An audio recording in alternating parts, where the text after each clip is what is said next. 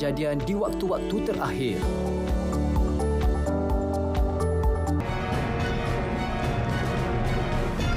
Malaysia prioritizes green drainage master plan for resilient cities.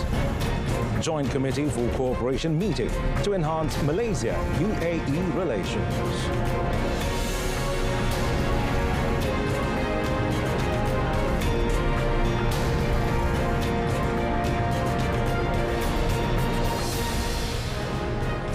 Well, good evening and salam Malaysia Madani. You're watching Malaysia Tonight and I'm Mohammed Amin Carlos. Well, Prime Minister Datuk Seri Anwar Ibrahim has extended his highest congratulations to His Majesty Sultan Ibrahim, King of Malaysia, in conjunction with His Majesty's official birthday today. Well, Datuk Seri Anwar, on behalf of the Unity Government, prayed that the King, Queen and the entire royal family remain blessed with good health, prosperity and sovereignty. Through a Facebook post, the Premier said, "May His Majesty remain steadfast to ruling fairly and equitably as the country's head of state and guardian of Islam, as well as a symbol of unity and well-being of all races in this country." He further noted that he and all the people will continue to obey and remain loyal to the constitutional monarchy institution. Besides him, cabinet ministers, through their respective social media sites, prayed and expressed congratulations to His Majesty Sultan Ibrahim. Deputy Prime Minister Datuk Seri Dr. Ahmad Zahid Hamidi and his family prayed that Sultan Ibrahim reigns with full sovereignty, long life and is always blessed. Elsewhere, Deputy Prime Minister Datuk Seri Fadillah Yusof prayed that His Majesty would continue to reign on the throne with greatness, sovereignty and prosperity and rule with justice and equity.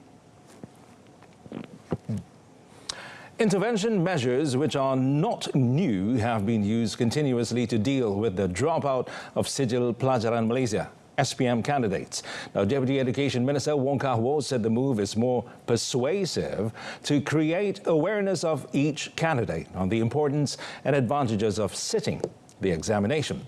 Well, commenting further on the matter, Wong said the intervention method has shown results where the number of candidates who did not sit for the exam has been successfully reduced by 1.2% compared to last year. On 27 May, Education Minister Fadlina Sidek confirmed that the MOE will carry out intervention to detect dropout candidates and give them the opportunity to register for the SPM again. Well, earlier, a total of 10,160 out of the 383,685 new SPM 2023 candidates were reported not to have attended the examination. Meanwhile, Wong said that he believes that the intervention measures can also reduce the dropout problem on a larger scale if it gets full cooperation from all parties, including parents. When asked about the factors that caused this dropout to happen, he acknowledged the influence of social media as one of the main causes of the problem. Well, the Works Ministry will emphasize on the adoption of the Environmentally Friendly Drainage Master Plan, or PISMA, to address issues in flood-prone urban areas as part of the government's ongoing efforts to create disaster-resilient cities. Now, Minister Datuk Seri Alexander Nantalingi said in this regard, the land use planning in state structure plans and local plans will be aligned with PISMA towards improving the drainage system in urban areas to reduce major flood occurrences. Now, he noted that disaster-resilient cities are a vital aspect of urban development, especially in countries prone to natural disasters such as Malaysia. Well, he said investments in resilient infrastructure and early warning systems, including community engagement, are key to building a city's capacity to withstand and recover from disasters. The minister said the government has also implemented various initiatives and policies to enhance resilience at the local level, including the Disaster Risk Reduction Strategic Plan developed by Kuala Lumpur City Hall that entails upgrading crucial infrastructure to withstand potential disasters. The implementation of QR codes at the Johor Bahru Singapore entrance near Bangunan Sultan Iskandar, or BSI, is expected to commence in 2 weeks. The vendor is currently in the process of completing the QR codes application via My Rentas. Well, currently the use of QR codes for Immigration Department inspections is only used at Sultan Abu Bakar Complex or KSAB for the Malaysia-Singapore Second Link. QR codes usage started at KSAB on 1st June, where Malaysian citizens who use buses and motorcycles can use the My Trip registration found in the My Sejahtera application. For a start, for the motorcycle zone route, 5 counters were opened at the entrance and 5 counters at the exit, while in the bus hall there were 4 counters at the exit and 4 at the entrance. The use of QR codes at KSAB is going smoothly during the trial period, and so far there have not been any significant technical issues reported. Well, the body of climber Zulkifli Yusuf, currently in a hospital in Anchorage, Alaska, is scheduled to undergo a post-mortem today. The Alpine Club Malaysia said once the post-mortem is completed, the next process is to obtain the necessary documents for the repatriation of the body to Malaysia. Well, explaining further, the club said the repatriation will be conducted with the help of the Malaysian Consulate General in Los Angeles and the insurance company. It also said that another climber, Zainuddin Lot's health condition was getting better and he was discharged from the hospital in Talkeetna, Alaska yesterday. Meanwhile, Muhammad Ilham Ishak is still undergoing treatment at the hospital in Anchorage. Alpine Club representative Nur Safrina Samsir Mad Nasir, who is currently in Alaska, will assist with the matter of taking the hiking equipment currently still in Mount Denali, which needs to be removed by the Denali National Park authorities. Yesterday, the Alpine Club Malaysia said that the body of Zulkifli Yusuf, who died after being stranded at the height of 19,700 feet on Mount Denali in Alaska, was brought down at 8:30 a.m. local time on 1st June.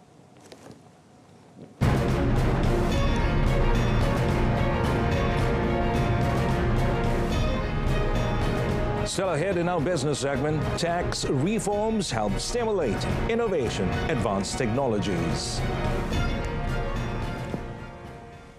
Sebelum memulakan perjalanan, pastikan dokumen perjalanan anda lengkap.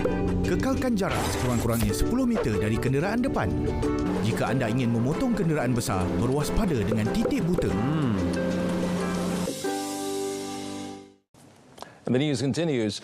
Deputy Foreign Minister Datuk Muhammad Alamin will lead the Malaysian delegation to the first meeting of the Joint Committee for Cooperation, or JCC, between Malaysia and the United Arab Emirates, or UAE, in Abu Dhabi on the 4th of June.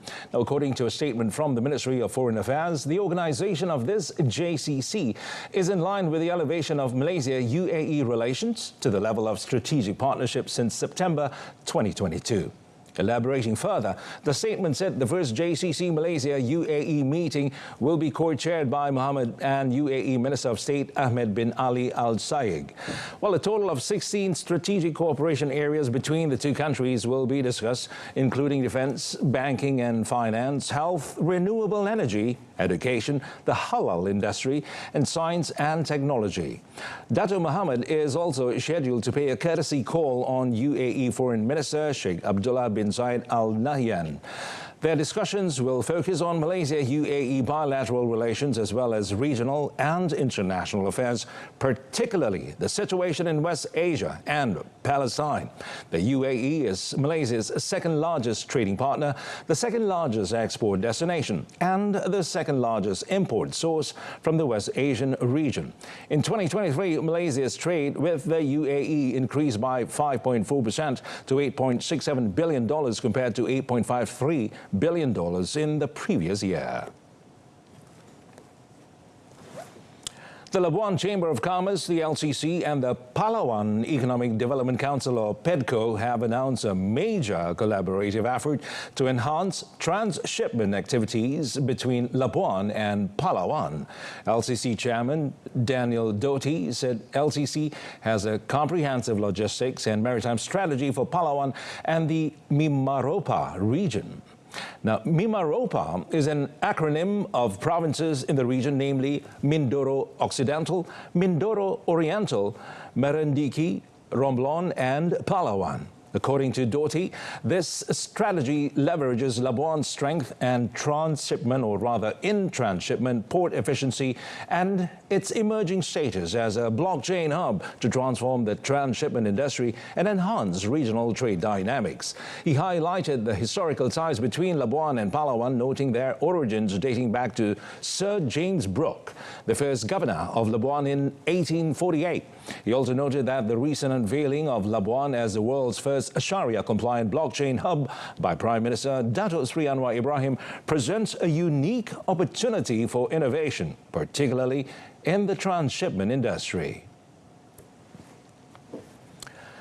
Malaysia's latest tax reforms outlined in the Budget 2024 to stimulate domestic startups, drive clean energy investment and modernize tax administration are set to benefit innovative startup businesses, green technology sectors and service-oriented companies.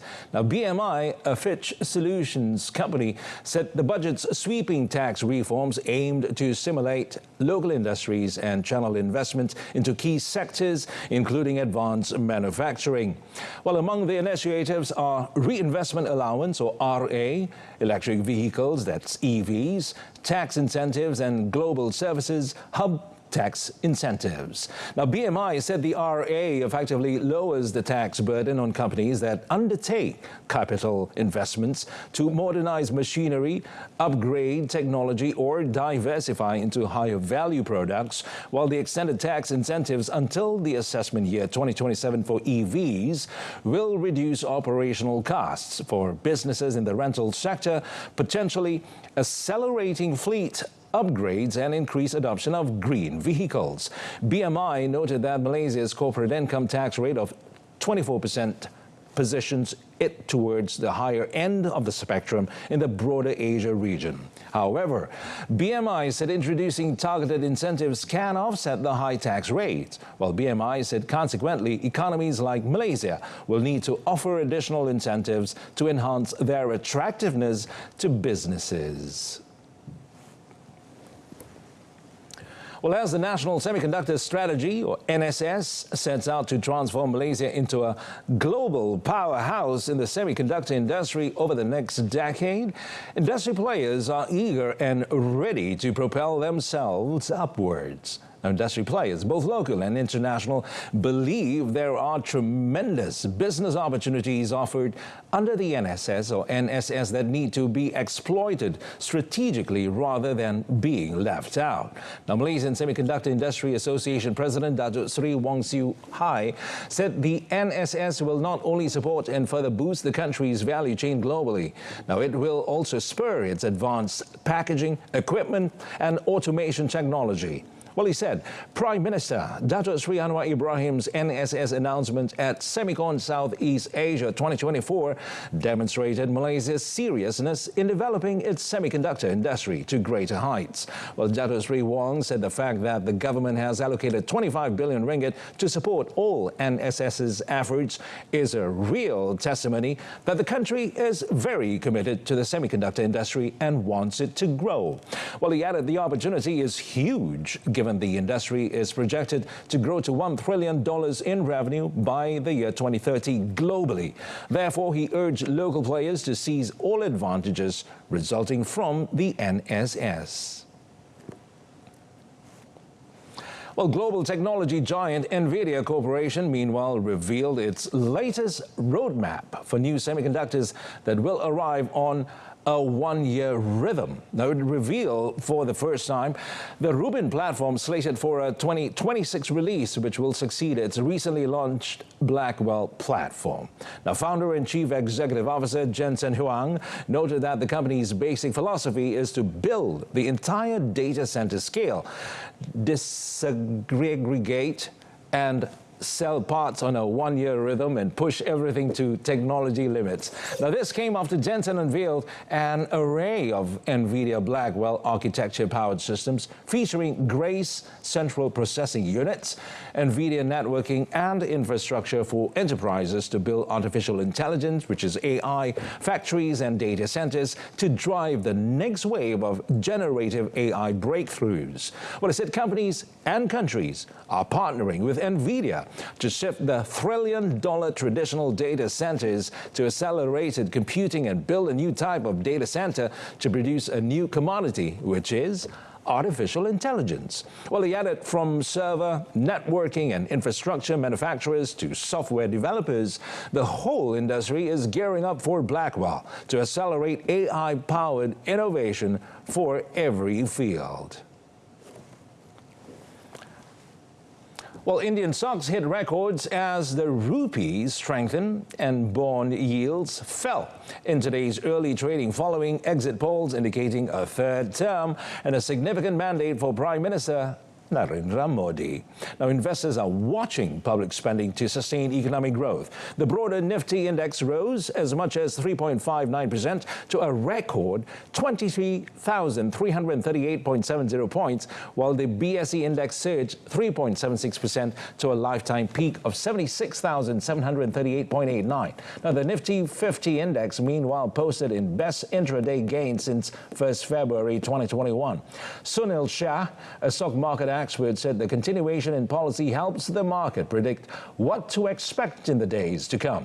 Thus, based on the outcome of the exit polls, the Sensex is up by 2,000 points today. Now, weekend exit polls projected the National Democratic Alliance, or NDA, led by Modi's Bharatiya Janata Party, or BJP, to increase its 303 seats in the 543-member lower house and likely get a two-thirds majority, enough to initiate amendments to the Constitution.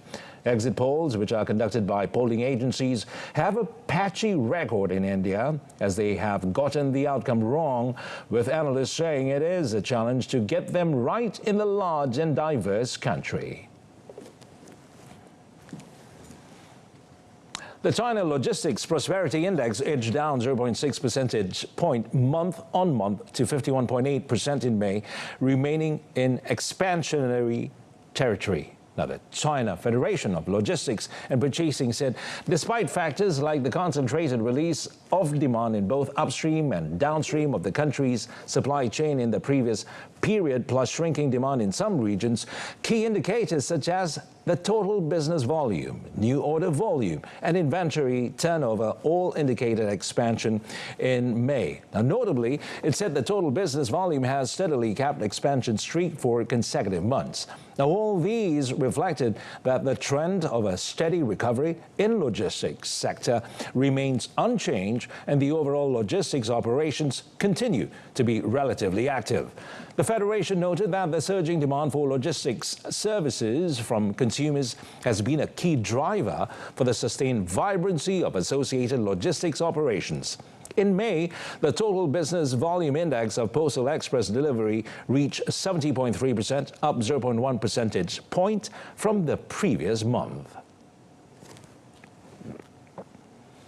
The International Air Transport Association, IATA, announced that its projection for sustainable aviation fuels, or SAF, to triple to reach 1.9 billion litres in 2024 is on track. Now, this would account for 0.53% of aviation's fuel needs in 2024. Now, IATA emphasized the need for various policy measures to speed up SAF use. The association suggested incentives to increase renewable energy facilities, bolster the feedstock supply chain, and allocate more renewable fuel to aviation to help decarbonize the industry. The group said incentives aimed at SAF could help facilitate the renewable diesel SAF switch, which requires minimal modifications at existing standalone renewable fuel facilities. Now, it said that production of all renewable fuels will need to scale up rapidly, and among them, the need for a growing share of SAF production will necessitate strong policy support. Now, in a separate statement, IATA announced that it would establish the SAF registry to accelerate the uptake of SAF by authoritatively accounting for and reporting emissions reductions from SAF. Well, 17 airlines, 1 airline group, 6 national authorities, 3 original equipment manufacturers, or OEMs, and 1 fuel producer are already supporting the effort to develop the registry. And the registry is expected to be launched in the first quarter of 2025. On another note, IATA has upgraded its 2024 profitability projections for airlines to $30.5 billion in net profit compared to the $25.7 billion forecast made in December 2023. While it said the improved profitability is also estimated to be higher than 2023's $27.4 billion. So IATA said North America continues to be the most significant contributor to industry profits, supported by a high passenger load factor, robust yields and strong consumer spending despite cost of living pressure. Meanwhile, Asia Pacific is expected to be responsible for half of the world's revenue passenger kilometers, or RPKs, growth in 2024, driven largely by recovering domestic markets in China, Japan and Australia. And as for revenue, IATA forecasts revenue in 2024 to hit a new high of $996 billion. In contrast, cargo revenues are expected to fall to $120 billion in 2024 from $138 billion in 2023. Overall, IATA projected total travelers to reach a new record of 4.96 billion this year, while total air cargo volumes are expected to reach 62 million tons in 2024. Well, meanwhile, the operating profits of airlines are expected to reach $59.9 billion in 2024, up from an estimated $52.2 billion in 2023. IATA said an aggregate return above the cost of capital, however, continues to elude the global industry. Well, the head of International Air Transport Association, Willie Walsh, said the next CEO of Boeing should have an understanding of what led to its current crisis and be prepared to look outside for examples for best industrial practices. U.S. plane maker Boeing is engulfed in a sprawling safety crisis, exacerbated by a January mid-air panel blowout on a near-new 737 MAX plane. CEO Dave Calhoun is due to leave the company by the end of the year as part of a broader management shakeup, but Boeing has not yet named a replacement.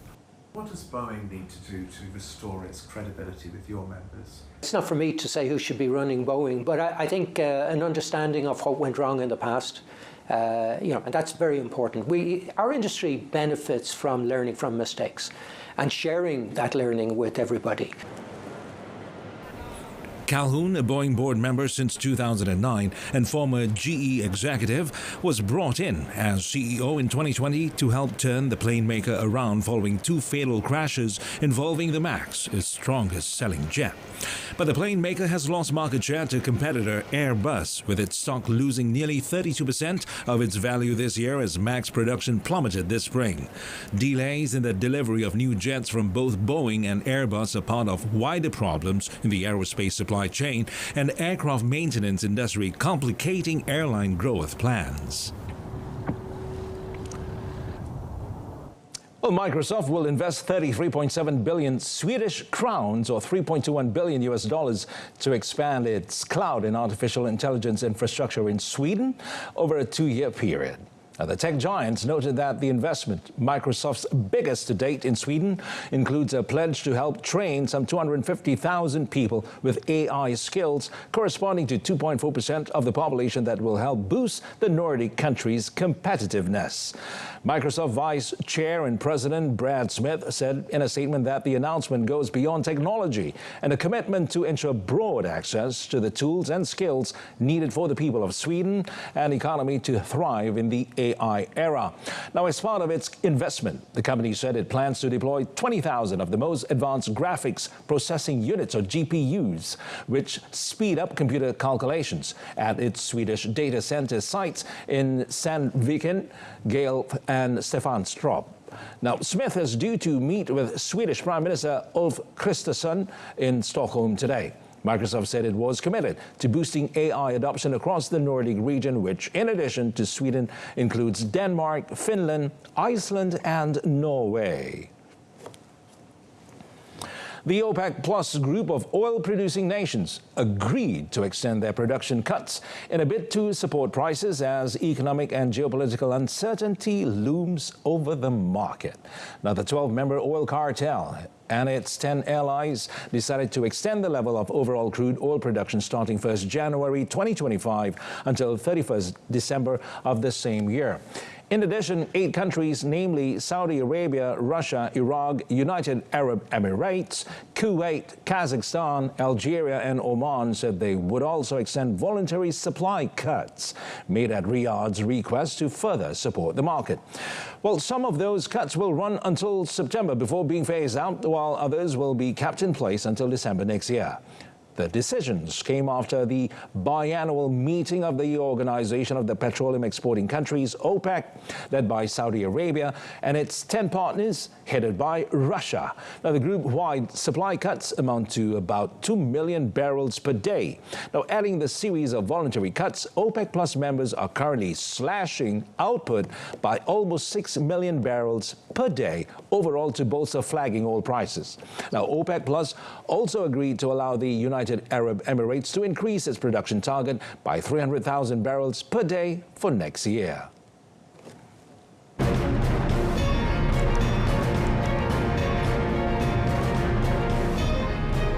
Coming up in our foreign segment, Egypt demands Israel withdraws from Rafa crossing.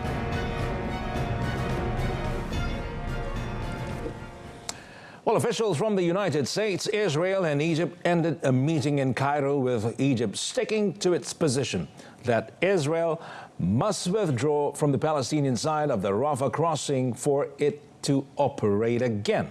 Now, Israel seized the crossing on the Gaza side in May during its offensive in the city of Rafah along the enclave's southern edge, angering Egypt, which said it would stop cooperating with Israel on the crucial artery for aid into the Strip and evacuations out of it. Now, the Egyptian security sources said the meeting was positive, despite there being no agreement on reopening of the crossing. Egypt's delegation at the meeting said it would be open to European monitors, at the border to oversee its operation by Palestinian authorities if they agreed to resume work. Now, tensions have been risen between Egypt and Israel over the takeover of the southern border, which Israel said had been completed last Wednesday, while Egypt facilitated the entrance of aid through the Karim Shalom crossing last week. The reopening of Rafah is crucial as humanitarian agencies warn of looming famine in Gaza. Well, South Korea will fully suspend a 2018 tension-reducing military deal with nuclear-armed North Korea after Pyongyang sent hundreds of trash-filled balloons across the border. Now, Seoul partially suspended the agreement last year after the North put a spy satellite into orbit, but the National Security Council said it would tell the cabinet to suspend the entire effect of the 19th September military agreement until mutual trust between the two Koreas is restored. In the last week, Pyongyang has sent nearly 1,000 balloons carrying garbage into the south in what it says was retaliation for massive bearing anti-regime propaganda organized by activists in the south. Now, the North called off the balloon bombardment yesterday, saying it had been an effective countermeasure, but warning that more could come if needed. Now, the 2018 military deal aims to reduce tensions on the peninsula and avoid an accidental escalation. But after Seoul partially suspended the agreement in November last year to protest Pyongyang's successful spy satellite launch, the North said it would no longer honor the deal at all. Well, that concludes this evening's Malaysia Tonight. In our top story, Malaysia prioritizes green drainage master plan for resilient cities. Do tune in to World Today, coming up tomorrow at 12:30 p.m. on TV2. From the river to the sea, Palestine will be free. Thanks for watching.